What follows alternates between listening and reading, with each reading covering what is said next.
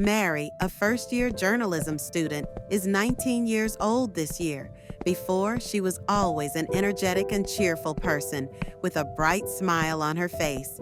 However, after a major incident 2 years ago, Mary changed.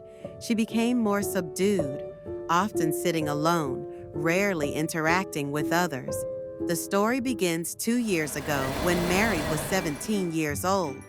Her father unexpectedly received a notice that he had to transfer to another province for work. Mary's family had just moved into this house to make it more convenient for her father's job. Your room is on the second floor. I help you move your luggage. This house is beautiful and spacious, isn't it, Mom?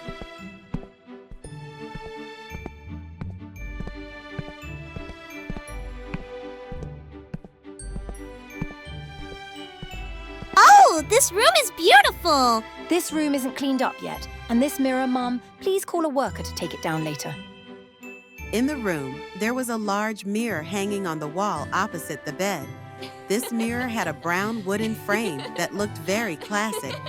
But strangely, it also looked brand new, not a scratch on it. Mary walked over and smiled at her reflection in the mirror. Suddenly, she caught a glimpse of a shadow quickly passing by in the mirror.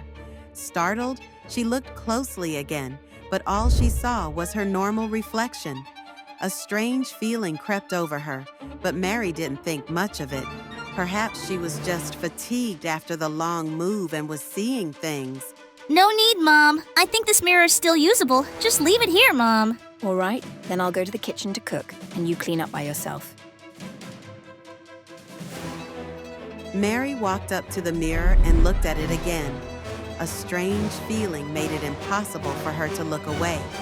She stood there silently for an unknown amount of time until her mother's voice echoed from outside the door. Mary, have you finished cleaning up? Mary, what's wrong with you? Why haven't you cleaned up yet? I've already finished cooking. I'm a bit tired. During their first meal after moving to the new house, Mary's father suddenly said, Mary, next year you'll be going to university. Focus on studying. Don't get too caught up in playing anymore.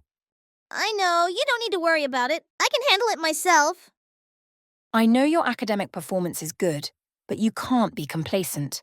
The university entrance exam is very difficult now. You're talking too much. I'm going to my room.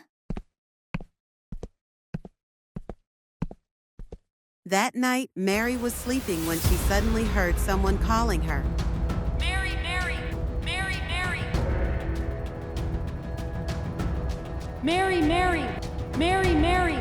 Mary looked at herself in the mirror with a tired face. She felt that the person in the mirror looked a bit different. She saw another girl resembling herself in the mirror, calling her name. Mary, Mary. Who are you? Why are you in my room? I am you. You are me. No! No way! You get out of my house! Mary jumped up on the bed, gasping for breath. She looked around and realized she was still in her familiar room, with warm rays of sunlight filtering through the old window frame. What is happening? Was it just a dream? She looked at the mirror on the wall. It still lay there quietly. Nothing unusual. It was just a nightmare. Mary stood in front of the mirror, staring at her reflection. Suddenly, the image in the mirror changed, and she saw the girl from last night. Her face was pale, but her bloodshot eyes stared intently at her. Wait! We meet again. Mary, you can't run away. We are one. No! You're lying! Can't you see? The two of us are one. No! I can't be you! No way!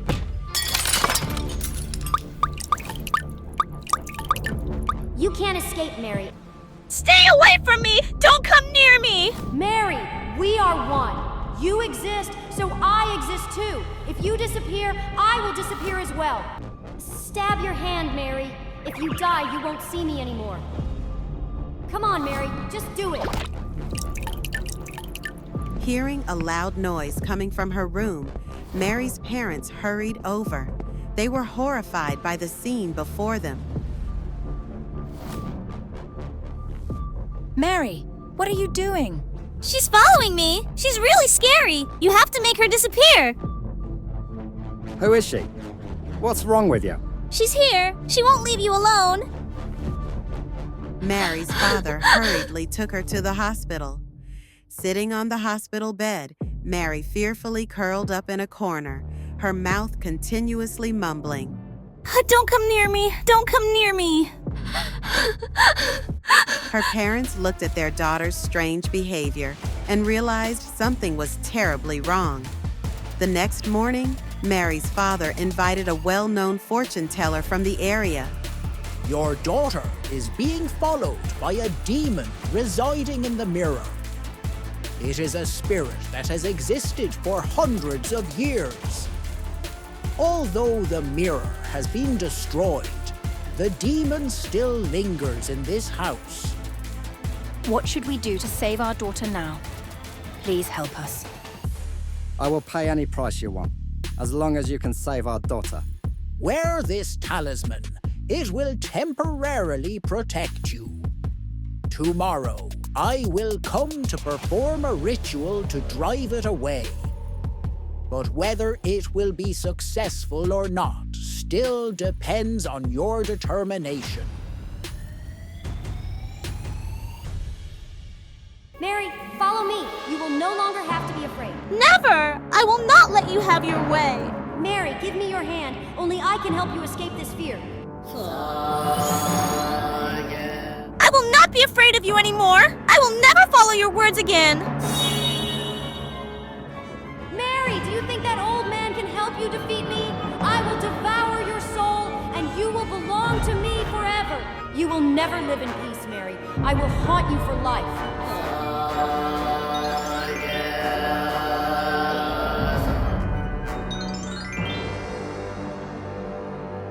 The demon has vanished. It's all over now, Mary. From that moment on, Mary never dared to look in the mirror again. Although the demon had disappeared, the fear would probably follow her for the rest of her life. After this story, I hope you will be careful with old mirrors because they might be holding a demon's soul. I still vividly remembered the days I spent in that terrifying apartment complex. It haunted me for a long time.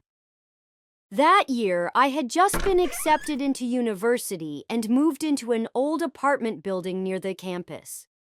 I was prone to allergies, so I often applied baby powder to my skin to relieve the itching. However, because I was clumsy, I accidentally spilled the powder on the floor, creating a thin layer of white dust. It was already late, so I hurried out without cleaning it up.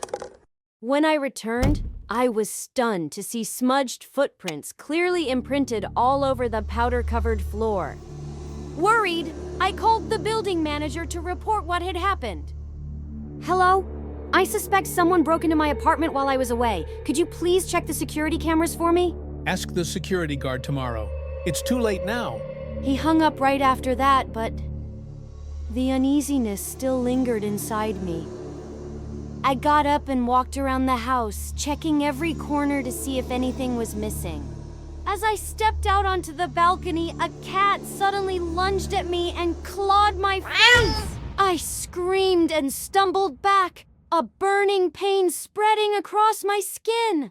The cat growled, then leapt onto the neighboring balcony and vanished into the darkness. I clutched my chest, breathing heavily, telling myself it was probably just the neighbor's mischievous cat. That night, as I was sleeping, I heard someone calling my name. Who allowed you to sleep here? Get up. I jolted awake, only to find myself lying in the middle of a graveyard. In front of me stood a thin man with a furious expression, staring straight at me. In his hand, he held a sickle, ready to strike at any moment. Who are you? Why am I here? This is my home. Who gave you permission to lie here? As soon as he finished speaking, he raised the sickle and charged at me in a frenzy. I was so frightened that I turned to run, but tripped over a rock and fell to the ground. Before I could get up, the man was already upon me, the sickle raised high above my head. I screamed in panic and suddenly woke up in my familiar room. Still shaken, I immediately called my best friend. She arrived not long after, and I trembled as I told her everything that had happened. To help me uncover the truth, she poured an entire box of baby powder all over the room. Then she suggested I sleep in her room and said we'd come back to check in the morning. The next day, when we opened the door, I nearly fainted. Footprints were everywhere, children's footprints, adult footprints in all different sizes. But what chilled me to the bone was that the prints crawled up the walls and even onto the ceiling. I couldn't take it anymore. I packed my things and moved out that very day. A few weeks later, while eating near that apartment complex, I saw a crowd of people running out of the building in a panic. What's going on with that apartment complex across the street? I heard the building owner dug up someone's grave to build that place without permission. People are furious and came to tear it down. Really? I just moved out of there because of some strange happenings. A lot of people left after being scared off. No one dares to stay there anymore. I felt the blood in my veins turn to ice, a chill running down my spine. Since then, I never dared to go near that apartment building again. Did you believe that a photograph could imprison someone? Anna always did. At that time, Anna's family had just moved into a house standing alone in the outskirts of Maine. The house wasn't big, but it was fully equipped for the three of them. While cleaning, Anna found an old family photograph, possibly left behind by the previous owners. But the strange thing was that all the faces in the photo were completely blurred. However, Anna didn't pay much attention to it. She had plenty of other things to do. As she tossed the photo to the floor, her 6-year-old son, Daniel, ran over and picked it up. He looked at the picture and whispered something to it happily. The boy in the photo looks just like me, Mommy.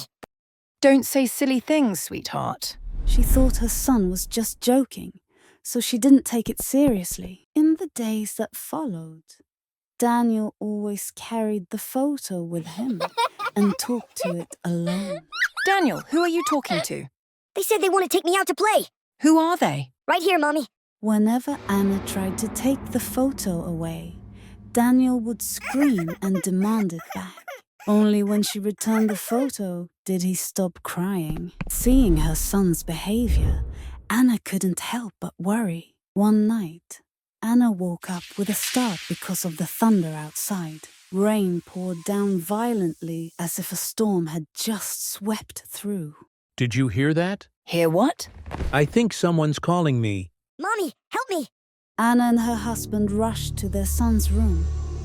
The moment they reached the doorway, both froze in horror. A shadowy figure was lifting Daniel off the ground by his neck.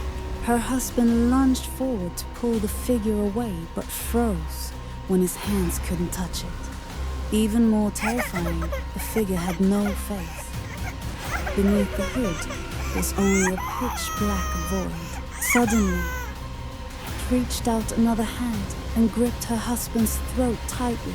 Anna stood there in shock, unable to scream as her voice caught in her throat. She watched in horror as both her husband and son were swallowed by darkness. But in the end, it turned out everything had been a figment of Anna's imagination. A year ago, Anna had been admitted to a hospital in a state of panic. She kept insisting that the cursed photograph had imprisoned her husband and son.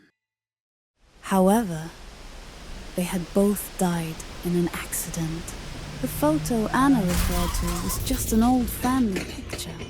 When he was alive, her son had loved it and always carried it with him. Unable to accept the truth, Anna created a false memory. She believed her husband and son were still alive, waiting for her to rescue them.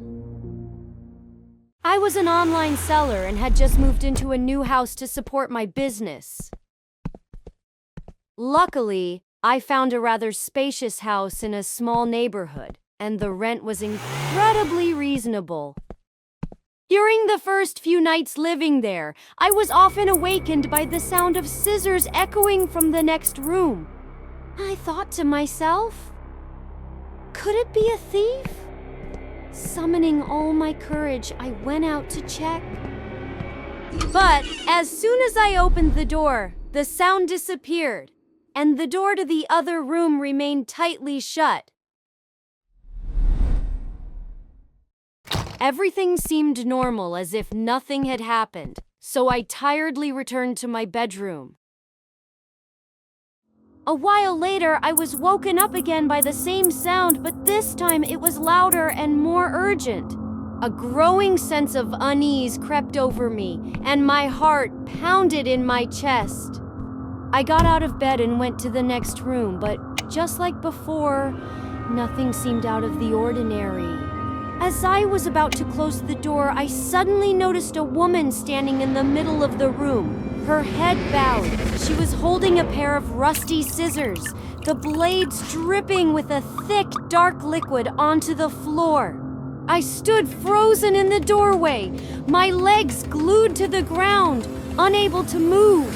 Who are you? Why are you in my house? The woman didn't answer. Instead, she slowly lifted her face and it was no longer intact. Her mouth had been slit open all the way to her ears, and deep scratches covered her face, oozing fresh blood.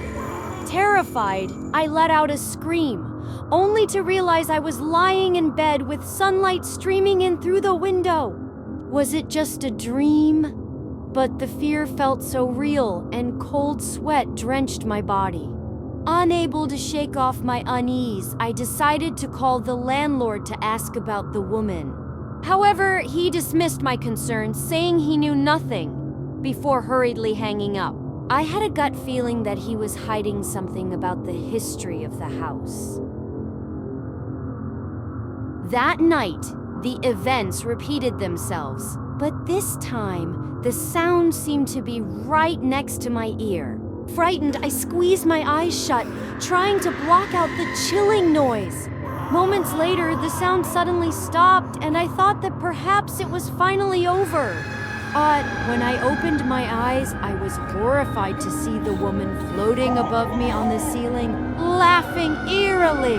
Her face drew closer and closer, her icy breath sending shivers down my spine. Overcome with terror, I screamed, mustering all my strength to leap out of bed and dash out of the house. Her sinister laughter echoed behind me, following every step I took. That night, I booked a nearby hotel to stay in, desperate to get away from that cursed house. The next morning, as I returned, I ran into a neighbor who had just come back from somewhere. Hello, ma'am. I just moved into the house across the street. You live in that house? Yes, but I'm planning to move out today. Is there something wrong? A long time ago, a woman was brutally murdered by her husband in that house.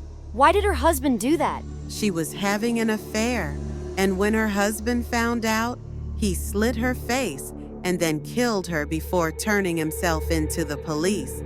I saw her last night. Her face was horrifying. Ever since she died, she's been haunting that house, scaring off women with beautiful faces like yours. A chill ran down my spine, sending a wave of goosebumps over my skin.